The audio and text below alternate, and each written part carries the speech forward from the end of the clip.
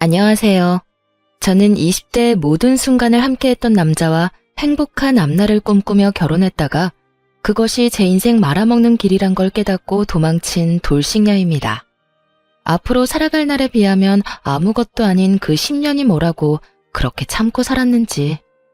지금 생각하면 한심하긴 하지만 그 순간에는 참다 보면 좋은 날이 꼭 찾아올 거라 믿어 의심치 않았었어요. 하지만 결과적으론 저는 이혼을 하게 되었고 이렇게 사연까지 쓰게 되었네요. 그러면 제가 이혼을 하게 된 사연 한번 들어보실래요? 저와 남편은 앞서 말씀드린 대로 10년 가까이 만난 장수 커플이었어요. 대학교 때부터 만난 저희는 오래 만나와서인지 양쪽 집에도 서로 왕래하며 서로의 부모님은 물론 형제 자매까지도 가까이하며 잘 지내곤 했죠. 저희는 각자 취업하고 30대가 되던 해에 결혼하게 되었고 양갓집에서도 큰 반대 없이 결혼을 허락해 주셨죠. 시댁은 친정에 비해 부유한 편은 아니었는데 시부가 퇴직하며 투자를 잘못하는 바람에 집도 팔고 전세살이 하고 있었고 그나마 노후 자금으로 조금 빼놓은 것이 시댁 재산의 전부였어요. 그런 시댁과는 달리 친정엔 물려받은 재산이 있었어요.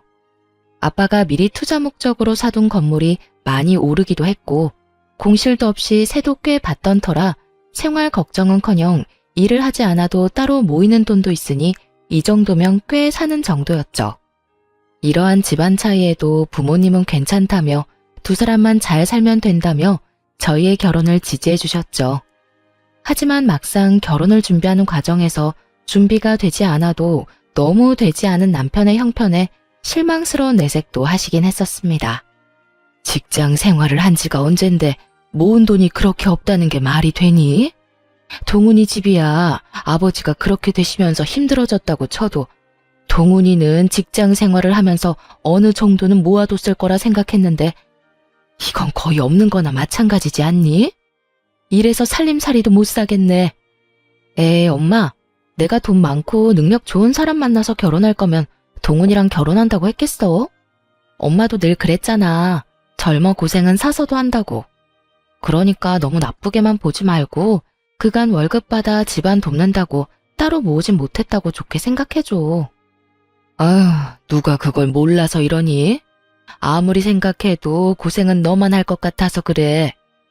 이렇듯 본격적인 결혼 이야기가 오가게 되며 남편이 수중에 가진 것이 너무 없다는 사실을 알게 되었지만 저는 상관없었어요. 남편과 시댁에선 형편상 집을 사는 것은 무리일 것이라고 저에게 솔직하게 말해주기도 했었고 제 생각엔 그건 큰 문제가 되지 않는다고 생각했으니까요. 저는 엄마에게 말했듯이 남편의 능력이나 시댁의 부를 보고 남편과 결혼하려는 게 아니었거든요. 그래서 집안 차이 정도야 대수롭지 않았고 집을 마련할 때도 굳이 어려운 남편이 아닌 상황이 되는 제가 마련하기로 했죠. 그렇게 마련한 집은 아빠의 권유로 제가 20대 중반에 사두었던 소형 아파트에서 신혼을 시작하게 되었죠. 저 덕분에 아들이 돈 한 푼 들이지 않고 자가 아파트에서 살게 되자 시모는 저에게 틈만 나면 이런 말을 하곤 했어요. 아유, 우리 예쁜 아가. 복덩이도 이런 복덩이가 또 없다. 네 덕분에 우리 아들이 집 걱정 없이 편하게 살겠구나. 나는 너희한테 바라는 거 없어. 그저 바란다면 너희가 그저 행복하게 잘 사는 거. 그거 하나 바란단다. 이렇게 저를 지나치게 치켜 세워주며 딱 하나 바라는 것은 저희가 잘 사는 것뿐이라던 시모는 신혼집으로 놀러올 때마다 이런 말도 더불어 하곤 했어요. 역시 볼 때마다 좋구나. 집도 넓고 전망도 좋고 교통편도 좋고 어디 하나 빠지는 게 없어. 교통편은 좋긴 해요. 덕분에 그이나 저나 출퇴근할 때 편해요. 그렇지? 집값도 많이 오르지 않았니? 네가 처음 이 집 살 때에 비하면 한 2배, 3배 가까이 오르지 않았니? 네? 그게 계산해보진 않아서 자세히는 모르겠네요. 내가 계산해보니 2배는 훌쩍 넘은 것 같더라. 어쩌면 그 나이에 이런 집을 마련할 생각을 했는지 다시 생각해도 넌 복덩이야. 저조차도 알아보지도 계산해보지도 않은 집값을 시모는 시시때때로 계산하고 있는 듯 했고, 그런 시모의 모습이 이상하다 싶긴 했지만 그냥 그런 사람인가 보다 하고 별 대수롭지 않게 생각했어요. 그러던 어느 날부터인가 집에 음식이라든지 장봐둔 재료들이 없어지는 걸 느끼게 되었어요. 자잘하게는 친정에서 받아온 밑반찬부터 시작해 과일, 고기, 얼려둔 생선까지 감쪽같이 없어지는 것이 아니겠어요? 남편이 먹었다기엔 늘 집을 함께 나서고 저녁을 함께 먹기에 그럴 시간이 없었고, 도둑이 들었다고 생각하기엔 음식 위주로 사라지니 참 이상했죠. 그렇다고 제가 착각을 하고 있나 생각하기엔 바로 전날 사다 놓은 소고기부터 돼지고기까지 싹 없어지니 누군가 확실히 훔쳐갔다고 의심할 수밖에 없는 상황이었죠. 전 관리사무소를 찾아가 상황을 설명한 후 엘리베이터 CCTV를 돌려보게 되었고, 도둑의 정체를 알게 된 저는 경악을 금치 못했습니다. 그간 집안의 냉장고를 털어간 범인은 다름 아닌 시모였더라고요. 시모는 우리가 출근한 사이 아무도 없는 집으로 당당하게 들어가 음식들을 퍼나르고 있더군요. 두 눈으로 보고도 믿어지지 않는 상황들을 보며 저는 입을 다물지 못했죠. 저는 알려준 적 없는 비밀번호를 당당하게 누르고 들어간 것을 보니 이런 상황이 일어나게 된 원인은 온전히 남편에게 있었죠.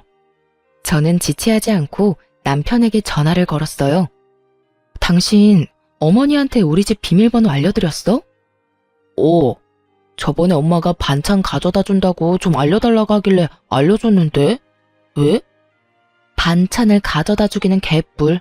되려 집안 살림을 거덜내는 것을 전혀 모르는 남편은 영문을 모른다는 듯 이유를 묻더군요. 저는 그런 남편에게 최대한 화를 내지 않으려 노력하며 말을 이어나갔어요.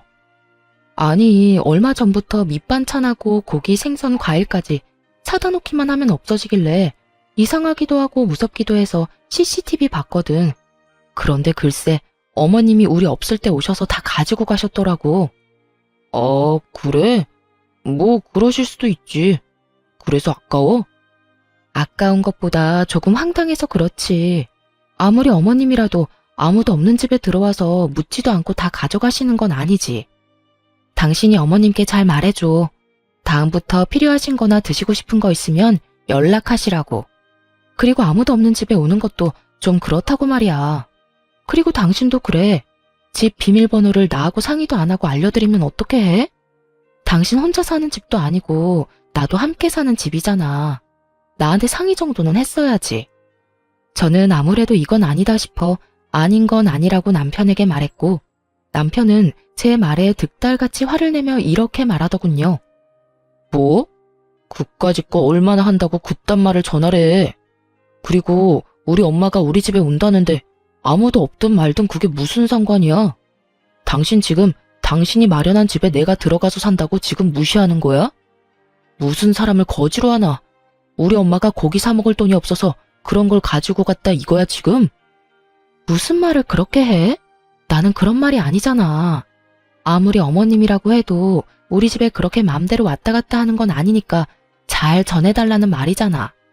음식도 어머님이 돈이 없어서 그렇다는 게 아니라 나도 다 필요해서 사다 놓은 건데 어머님이 그렇게 말도 안 하고 가지고 가면 내 입장에선 곤란하다고 말하는 거야. 왜 이런 말을 집 이야기로 받아들여? 당신 지금 너무 베베 꼬인 거 알지? 됐고. 당신 말대로 집에 아무도 없을 때 오지 말라고 할 테니까 끊어. 나 일해야 해. 지금 화내야 할 사람이 누구인데 누가 화를 내는 것인지 모르겠더라고요.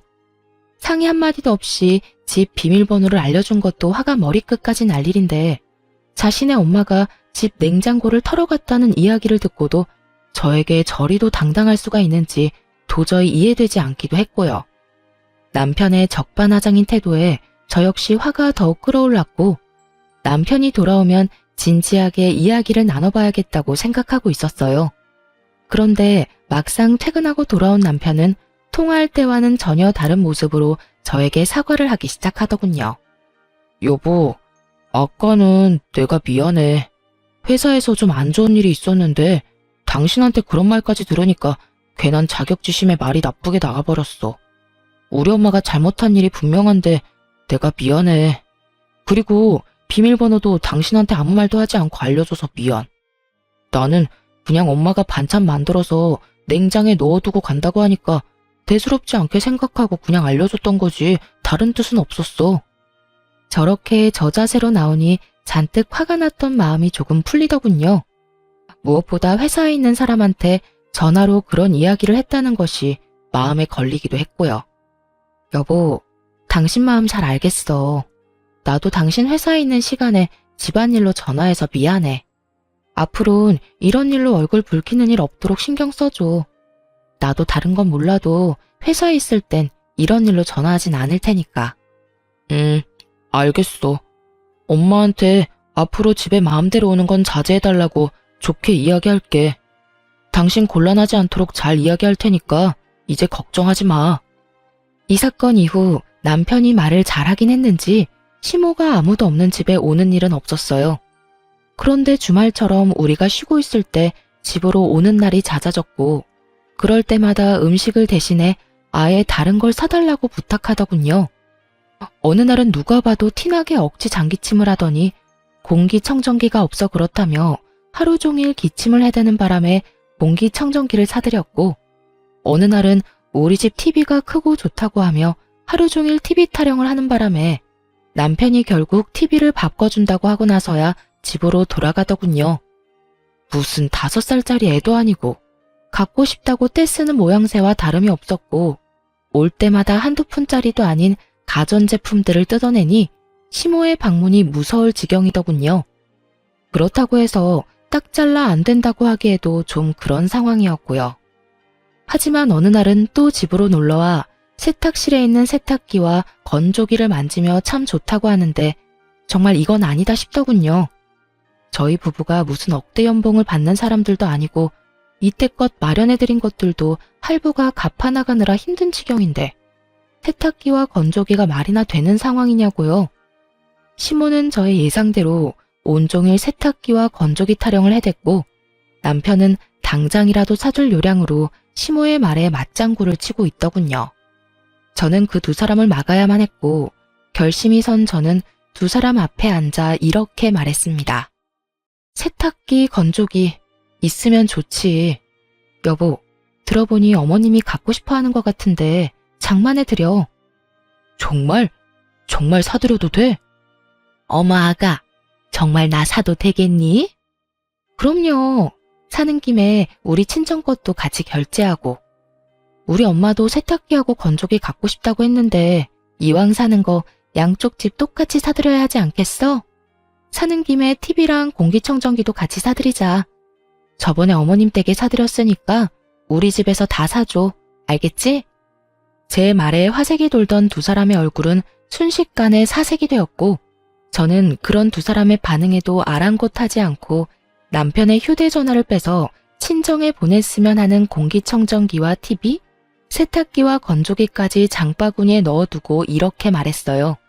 장바구니에 다 넣어뒀으니까 어머님이 사고 싶다는 거랑 같이 결제하면 돼. 할부는 부담되지 않는 선에서 알아서 하고. 제가 이렇게까지 하자 시모는 황급히 말을 바꾸며 생각해보니 쓰던 세탁기도 멀쩡하고 건조기보다는 자연 건조가 좋겠다며 꼭 사주지 않아도 된다고 손사래를 치더군요. 남편 역시 얼버무리며 시모에게 집에 데려다 줄 테니 가자며 시모의 손을 잡고 황급히 나갔고요. 모든 게 저의 예상대로 되긴 했지만 막상 남편과 시모의 꽁무니 빼는 모습을 보니 씁쓸한 기분이 드는 건 어쩔 수 없더라고요. 그 후론 시모는 다신 그런 요구를 하지 않았고 주말마다 찾아오지도 않더군요. 상황이 그렇게 되면 속이 시원하다거나 좋아야 할 텐데 저는 왜인지 점점 불안해지기 시작하더라고요. 왜 꼭 애들이 조용하면 사고치잖아요. 딱 그런 기분이 들며 좋은 게 아닌 날을 보내고 있었어요. 그렇게 몇 개월 명절이 다가왔고 오랜만에 시댁에 방문하니 정말 기가 막힌 상황들이 저를 기다리고 있더군요. 시댁에는 제가 보지 못한 소파, 식탁들이 자리하고 있었고 아차 싶은 마음에 세탁실에 가보니 아니나 다를까 시모가 갖고 싶어하던 건조기와 세탁기가 떡하니 자리 잡고 있더군요. 남편을 추궁해 볼 필요도 없이 남편이 저 몰래 시댁 살림을 사주고 있다는 것을 알아차렸고 그간 남편이 왜 입만 뗐다 하면 돈이 없다는 말을 해댔는지 알 것 같더군요. 마음 같아서야 그 자리에서 남편을 쥐잡듯 잡아버리고 싶었지만 친인척이 다 모인 자리에서 차마 큰 소리를 내지 못하고 꾸역꾸역 얼마나 참았는지 모릅니다. 극한의 인내로 참아내는 그 순간에도 도저히 제 상식으론 이해가 되지 않더군요. 저희 친정은 제가 용돈을 드린다고 해도 저희 월급이라고 해봤자 뻔한데 본인들은 신경 쓰지 말고 저희 두 사람이나 잘 살라고 하는 판국인데요. 아무리 시댁이 힘들다고 하더라도 매번 한두 푼짜리도 아니고 저렇게 비싼 가전가구를 양심도 없이 사달라고 하는지 정말 이해가 되질 않았어요. 그것뿐이겠어요. 사달라는 사람이나 그렇다고 사주는 사람이나 이해되지 않는 것은 매한가지였어요. 저의 입은 굳게 닫혀 있었지만 급격하게 굳어지는 표정은 숨길 수 없었죠. 남편 역시 이런 제 심정을 알아챘는지 눈알이 빠지게 제 눈치만을 살피고 있더군요. 그렇게 화를 참아내는 사이 친정으로 가는 날이 되고 어른들에게 인사를 드리고 현관문을 나서는 순간 저는 듣고야 말았습니다. 아들, 이번 달에 준 용돈 벌써 다 써버렸어. 명절도 있고 해서 돈 나갈 때가 많지 뭐야.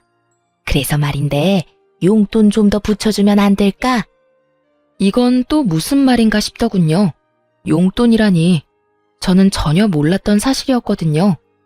눈을 반짝이며 돈을 요구하는 시모의 모습에 남편은 당황한 표정으로 나중에 이야기하자곤 하곤 황급히 저를 끌고 시댁을 벗어나더군요. 차에 타자마자 저는 참았던 말들을 토해내기 시작했어요. 아까 어머님 말 무슨 말이야? 설마 나 몰래 용돈 보내고 있었어? 그게 부모님이 힘들다고 하길래 결혼하기 전까지 드리던 용돈이 있는데 갑자기 뚝 끊으니까 많이 힘드신 모양이더라고. 그래서 조금 보태드리고 있었어. 당신이 화낼까봐 말 못했어. 미안해. 나한테 정말 미안한 마음이 있긴 해. 아까 보니까 소파, 식탁도 새 것이고 세탁기, 건조기도 저번에 어머님이 갖고 싶어 하던 모델이던데 그것도 당신이 다 사준 거 아니야? 맞아. 너무 갖고 싶어 하니까 모른 척하기도 그랬어. 그걸 말이라고 해? 우린 돈 안 모아? 우리가 무슨 억대 연봉 받는 사람들도 아니고 그렇게 버는 족족 시댁에 다 갖다 바치면 우리는 언제 모아서 언제 애를 낳아? 당신이 번 돈으로 당신 집 돕는 것까지 잘못됐다는 게 아니잖아. 적당히 해야지, 적당히.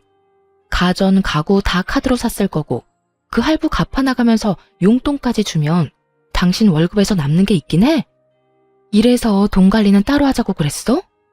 저는 참았던 울분을 쏟아냈고 남편은 입 꼭 다물고 반성을 해도 모자란 판국에 저에게 더욱 화를 내기 시작하더군요. 아니, 넌 우리 집이 불쌍하지도 않냐? 너네 집은 잘 살아서 좋은 집에서 좋은 가구에 떵떵거리면서 살지만 우리 집은 그렇지도 않잖아. 그래서 그런 우리 부모님은 좋은 거 좀 쓰면서 편히 살라고 사줬어. 용돈도 그래. 내 동생이 능력이 되는 것도 아니고 우리 집은 그래도 능력이 되잖아. 능력되는 자식이 부모 좀 도와주겠다는데 그게 그렇게나 잘못한 일이야? 말이야 바른 말이지. 남편이 무슨 능력이 되는 자식인가요? 집도 제 명의, 적금도 저 혼자 드는 적금만 있는데요. 남편의 꼬라지를 보아하니 아마 가전 가구도 신용카드로 결제한 게 틀림없었죠. 땡전 한 푼 없는 빚쟁이가 저리도 큰 소리를 치는 꼴을 보니 참 한심하기 그지없더군요. 지난 10년 세월 동안 왜 저딴 놈인지 몰랐는지 제가 한탄스럽기도 하고요. 그렇게 한참 친정으로 가는 내내 저흰 차 안에서 크게 싸웠고 친정 앞에 도착하자 남편은 저만 내려둔 채 혼자 차를 몰고 가버리더군요. 연애할 때부터 화가 나면 혼자 화를 가라앉히는 것이 남편의 루틴이긴 했지만 명절에, 그것도 결혼하고 처음 맞이한 명절에 저딴 식으로 행동하니 어이가 없더라고요. 이미 가버린 사람 끌고 올 수도 없는 노릇이고 어쩔 수 없이 혼자 친정집에 들어갔어요. 남편은 그래도 신경이 쓰이긴 했는지 부모님께 전화를 걸어 회사 일이 너무 바빠 저를 집 앞에 내려다주고 바로 회사로 왔다며 죄송하다는 말을 해놓긴 했더라고요. 그나마 친정 부모님께는 큰 걱정 끼치지 않고 명절을 마무리할 수 있었죠. 그때쯤 되자 저의 마음은 이미 제 생각보다 많이 상해버린 후였고 매번 시댁 일 때문에 큰 소리가 나는 것도 점점 지쳐가더군요.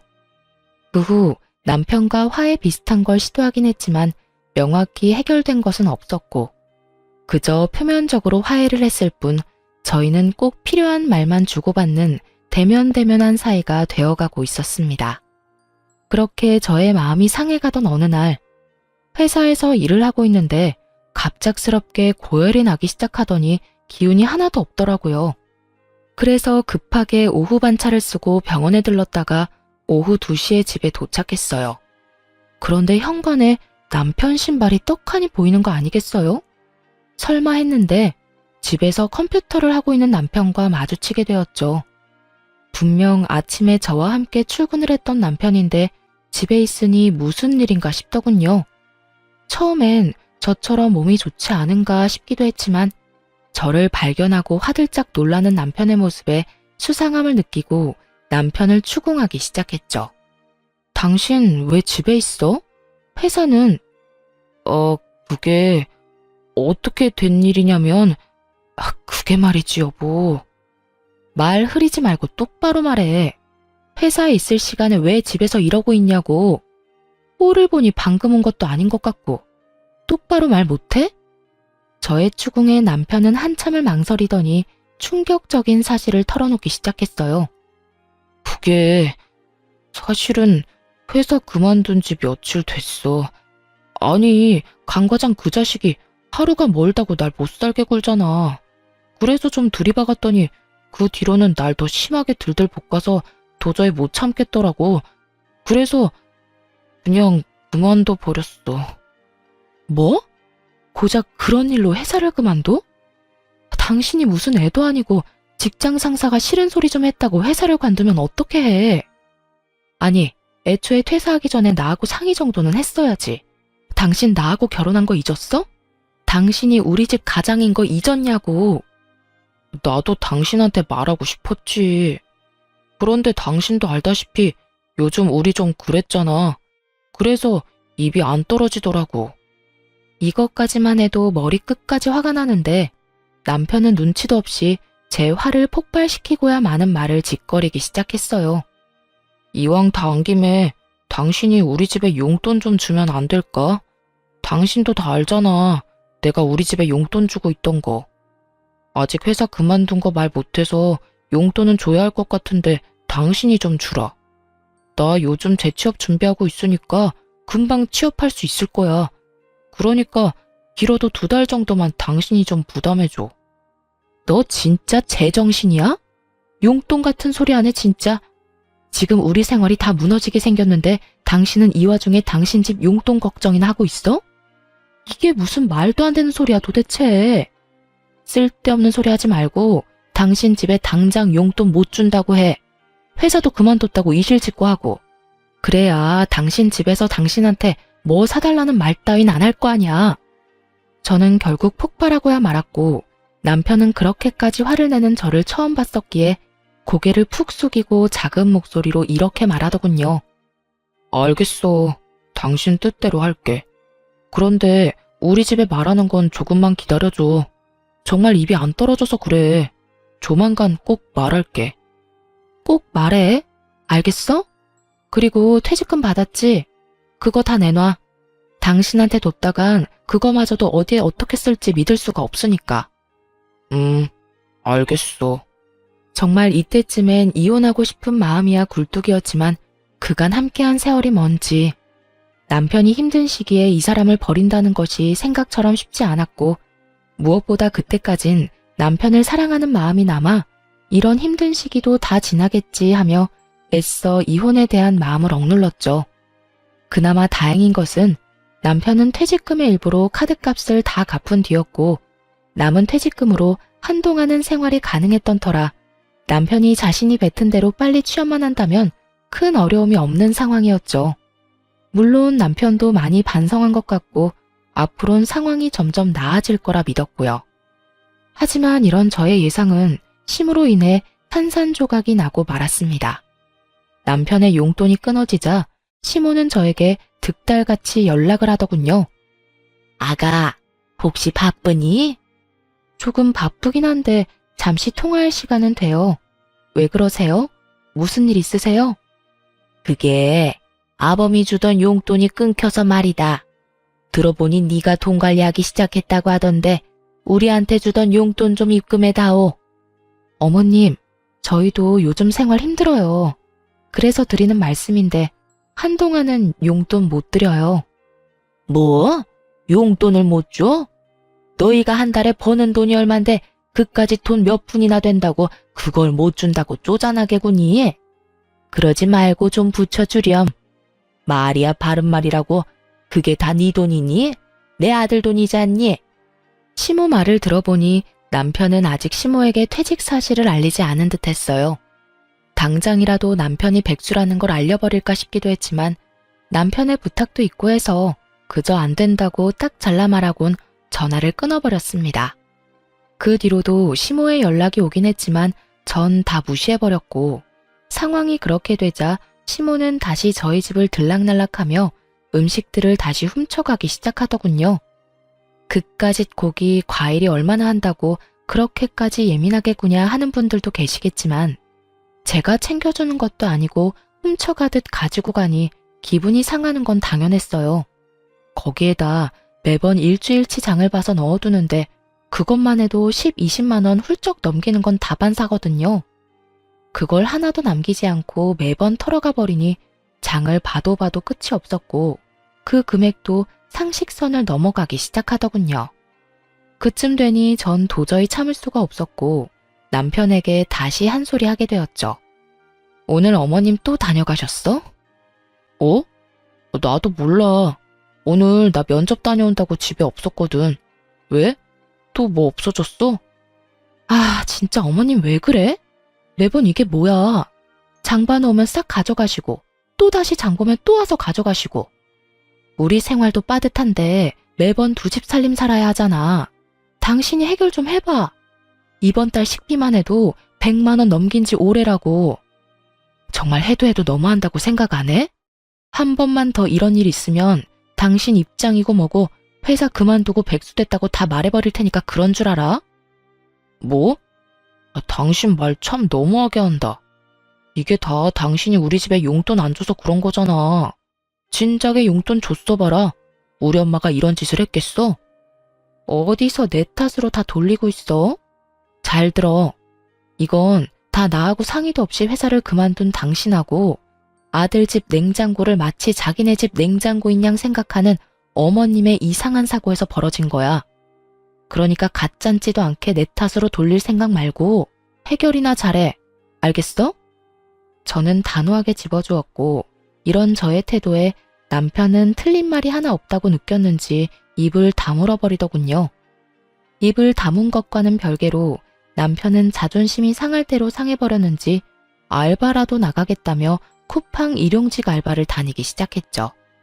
그런 남편의 모습이 안쓰럽기도 했지만 그렇게 해서라도 정신을 차리기를 바라는 마음에서 굳이 말리진 않았어요.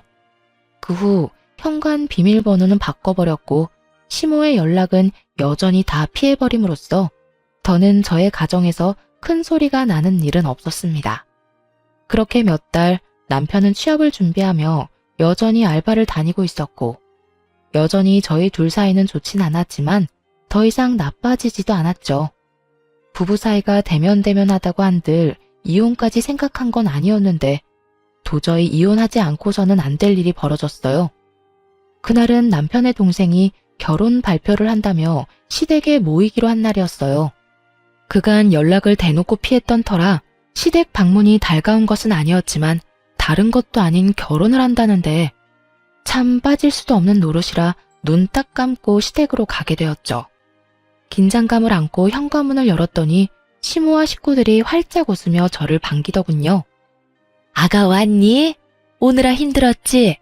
어서 들어와서 앉거라. 내가 너 좋아하는 음식도 잔뜩 해놨단다. 네? 아, 네. 감사합니다. 감사는 무슨, 식구끼리 그런 말 하지 말거라. 나 섭섭해지려고 해? 이상하리만큼 상냥한 시모를 보며 저는 경계심 가득한 태도로 시모를 바라봤죠. 도대체 왜 이러나 하는 불안한 생각이 들며 조마조마하게 눈치만 살피던 순간 시모가 속내를 드러내기 시작하더군요. 아가, 너도 알다시피 우리 둘째가 좋은 여자가 생겼다고 하는구나. 네 동서될 애가 글쎄 대기업에 다니고 있다지 뭐냐? 아, 그래요? 능력 좋은 동서가 들어오겠네요. 축하해요, 도련님. 그래서 말인데 그 집에서 글쎄 34평 아파트를 마련해서 왔으면 한다고 하지 뭐야. 너도 알다시피 우리가 그런 돈이 어디 있니? 우리도 전세 사는 마당에 그렇다고 해서 둘째가 모아둔 돈이 있는 것도 아니고. 설마 싶더군요. 한두 푼도 아니고 설마 저에게 지불해달라고 하는 건가? 하는 생각 말이에요. 하지만 불행히도 저의 설마는 맞아떨어졌고 시모는 제게 맡겨놓은 집이라도 되찾는 사람 마냥 더 뻔뻔하게 굴기 시작했죠. 34평이요? 요즘 뒷값 만만치 않아서 한두 푼도 아닌데 어떻게 해요? 그러니까 말이다. 그래서 내가 생각해 봤는데 너희 지금 사는 아파트 팔고 둘째네 집 좀 마련해주면 안 되겠니? 그 집 팔면 지금같이 역세권은 아니더라도 서울 근교 아파트 2채는 마련할 수 있다고 하더구나. 네? 그게 무슨 말도 안 되는 말이세요? 말이 안 되긴 뭐가 말이 안 된다고 그러는 거니? 잘 생각해봐라. 지금 네가 우리 둘째 안 도와줘서 대기업 다니는 여자랑 헤어지게 되면 한평생 우리 식구가 어쩔 수 없이 널 원망할 수밖에 없을 텐데. 너도 그 원망 평생을 듣고 살 바엔 그깟 아파트 팔아서 집 마련해주는 게 더 좋지 않겠어? 그리고 그냥 달라는 말도 아니다. 명색의 대기업 다니는 앤데 연봉이 오죽 높겠어? 우리 둘째가 어련히 다 갚을 거야. 그러니까 좋은 일 한다고 생각하고 좀 도와주렴. 내 말 알아들었지? 이 무슨 개떡 같은 말인지 모르겠더라고요. 만약 결혼을 못하게 된다면 그건 애초에 장가갈 돈 마련도 못한 도련님 탓이지. 그게 왜 제 탓이며 왜 한평생 제가 그 원망을 들어야 하나요? 그리고 누가 그 원망을 가만히 듣고 산다는 것인지 참 어이가 없더군요. 무조건 제가 다 해줄 거라 믿어 의심치 않는 시모를 보며 이렇게 말했어요. 어머님, 저는 그렇게 하기 싫어요. 34평 아파트 마련 못해서 결혼을 못하게 되면 그건 돈 한 푼 모으지 않은 도련님 탓이지 그게 왜 제 탓인가요? 그리고 어머님이 저한테 아파트 맡겨놓으셨어요? 왜 제 아파트 가지고 어머님이 팔아라 말아라 명령이신지 저는 도무지 알 수가 없네요. 뭐? 너 참 말 섭섭하게 한다. 우리 가족이지 않니? 가족끼리 다 나누고 사는 거지. 그렇게 선 그어가며 살면 못 쓴다. 어머님, 저는 저희 친정 식구들끼리도 다 나누고 살진 않아서요. 지금 사는 집 처음 분양받았을 때 아빠가 주신 돈도 저 한 푼도 빼지 않고 다 갚았고요. 그 뒤로 저희 부모님은 저 힘들까봐 제가 주는 용돈은 받지도 않으세요. 그런데 제가 왜 친정에도 주지 않는 도움을 시댁에 줘야 하는지 모르겠네요. 그래서 정말 못 도와준다 이 말이니? 네, 저는 절대로 못 도와드려요. 시댁에서 저에게 집을 맡겨둔 것도 아니고 부탁하는 주제에 당당한 것도 황당한데 제가 도와줄 것이 당연하다는 듯 몰고 가는 시모의 태도에 저는 더욱 화가 나더군요. 거기에다 더욱 화가 나는 것은 남편의 태도였어요. 시종일관 말도 안 되는 소리를 짓거려대는 시모의 말엔 가만히 있던 남편놈은 제가 단호하게 안 된다고 하자 득달같이 화를 내며 달려드는 것이 아니겠어요? 당신 정말 너무한다. 그까지 집 좀 팔면 되는 거지. 그게 뭐가 힘들다고 엄마가 저렇게까지 말하는데 딱 잘라서 안 된다고 해? 그까지 집? 당신이 그까짓이라고 말할 상황이 된다고 생각해? 제발 말하기 전에 당신 상황이나 되돌아봐. 도와줄 능력이 안 될 것 같으면 함부로 나서지도 말고. 알겠어? 뭐? 나서지도 말라고? 당신 진짜 말이 너무 심한 거 아니야? 내가 그래도 당신 남편인데 그딴 식으로 말할 거야? 심한 건 당신 집이겠지. 다른 것도 아니고 내 집을 팔아라 말아라 하는데 이건 심하다고 생각 안 해? 그리고 당신이 내 남편이 맞긴 해. 어떻게 남편이란 사람이 이런 상황에서 내 편을 들기는커녕 두 팔이 모자라게 당신 집만 감싸고 돌 수가 있어. 누가 봐도 말도 안 되는 요구를 하는 이 상황에서. 저와 남편은 시댁 식구가 있는 앞에서 언성을 높이며 싸우기 시작했고, 그런 저를 보던 시모는 저에게 삿대질하며 소리를 지르기 시작했어요. 이런 너같이 버릇없는 년은 생전 처음 본다. 여기가 어디라고 감히 내 아들한테 그딴 식으로 말하는 것도 모자라 고함을 질러대? 니까짓 게 뭐라고 내 아들한테 그딴 식으로 구냐 이 말이다. 년이라니요. 제가 뭘 잘못했다고 욕까지 들어먹어야 하나요? 욕먹을만 하니까 욕먹는 거겠지. 내가 미쳤다고 멀쩡한 사람한테 욕이나 하겠어? 하여튼 다 됐고 나는 너같이 막되먹은 며느리는 필요 없으니 당장 내 아들하고 헤어져. 시모의 입에선 결국 헤어지라는 말이 나오고 있었고, 헤어지라고 하면 제가 겁이라도 먹을 거라 생각했는지 의기양양한 표정으로 저를 바라보고 있더군요. 거기에다 남편 놈까지 합세해 저를 협박하기 시작하는데 속이 참 답답하더라고요. 그래, 엄마 말이 다 맞아. 나도 당신같이 가족 도울 줄 모르고 자기 입속밖에 모르는 이기적인 여자랑은 더는 못 살겠으니까 이혼하자. 이 난장판인 상황에서 남편의 말을 듣는데 제 머리가 오히려 맑아졌다면 여러분은 믿기세요? 무슨 부귀영화를 누리겠다고 왜 바보같이 이 거지 같은 상황을 참고 또 참으며 이혼만은 절대 안 된다고 생각했는지. 저 자신이 이해되지 않음과 동시에 한탄스러워지더군요. 생각이 빠르게 정리되고 나니 이혼을 협박이라고 하는 두 사람이 더욱 어이가 없어졌고 팔짱까지 끼고 어때? 겁나지?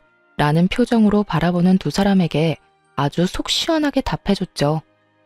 네, 어머님 뜻대로 할게요. 그래, 우리 이혼하자. 그까짓 이혼하면 되지 뭐. 그까짓 게 뭐라고 이때까지 참았는지 참. 더는 나도 참기도 싫고 매번 당신 집 때문에 싸우는 것도 지긋지긋하던 참이었어. 그나마 당신하고 지낸 세월이 있어서 참았는데 이젠 그것도 힘들다. 그러니까 당신 말대로 이혼하자 우리. 저는 더는 화도 내지 않았고 거의 체념한 듯 말을 했고, 그런 제 말에서 진심이란 걸 느꼈는지 남편은 말까지 더듬으며 저에게 되묻더군요. 당신 정말 나하고 이혼할 거야? 이혼할 수 있어? 남편의 입장에선 어찌 보면 당연한 반응이었겠죠. 제 집을 팔아 자기 동생에게 집을 사줄 요량으로 던진 마지막 카드였을 텐데 그 카드를 진심으로 받아버렸으니 놀라기도 당황스럽기도 했겠죠. 하지만 전 그 어느 때보다 진심이었고 저의 진심을 물어보는 남편의 눈을 똑바로 바라보며 이렇게 말해주었어요. 나 당신하고 이혼할 수 있어. 당신도 알잖아. 나 허튼 소리 하는 사람 아니라는 거. 특히나 이혼같이 중요한 문제는 더욱 그렇고. 남편의 저의 확고한 대답에 이건 아니라는 표정으로 고개를 숙였고, 그런 저를 보며 시모는 기가 찬다는 듯 헛웃음을 뱉어내더군요. 참 차라리 잘 됐어. 집 있는 게 무슨 유세라고. 콧대 높게 구는 꼴이 보기 싫었는데 잘 됐지 뭐. 아들, 이참에 그냥 이혼해. 엄마는 정말 저런 며느리 싫다. 더는 꼴도 보기 싫어. 저 역시 어머님 꼴도 보기 싫었는데 참 잘 됐네요. 당신 들었지? 어머님 소원이라는데 질질 끌지 말고 깔끔하게 이혼해줘. 괜히 소송 같은 거에서 그렇지 않아도 없는 살림에 괜한 돈 쓰지 말고 말이야. 이거 봐라. 내가 이러니까 네가 싫다는 거야. 아들, 당장 이혼해. 당장 이혼하고 네 동생 집값은 네가 대출받아서 좀 보태주렴. 신용대출이라서 많이는 안 되겠지만 일부라도 네가 보태주면 네 동생 부담도 덜 되고 좋지 않겠니? 일단 그렇게라도 집부터 마련해서 결혼부터 시키고 다른 문제는 그 다음에 생각하자꾸나. 시모의 말을 듣고 있는데 저는 어이없어서 크게 웃어버렸어요. 자기 아들 상황이 어떤지도 모르면서 어쩌면 저렇게 머릿속에 꽃받칠 수 있을까 하는 마음에요. 죄송해요. 지금 상황이 너무 웃겨서 저도 모르게 웃음이 다 났네요. 시모는 저를 미친 사람 마냥 쳐다봤고 남편은 제 입에서 어떤 말이 나올지 몰라 안절부절 못하고 저의 눈치만 살피고 있더군요.